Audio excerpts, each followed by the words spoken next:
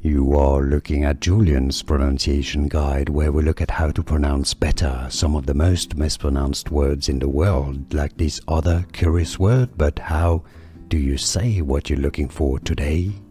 Let's learn how to pronounce this word once and for all correctly in English. If you want to learn more vocabulary that is confusing, stay tuned. I've got more videos for you. The British English pronunciation here is as seer, seer, seer.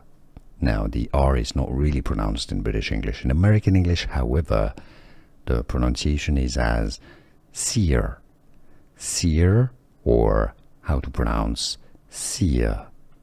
And now you know.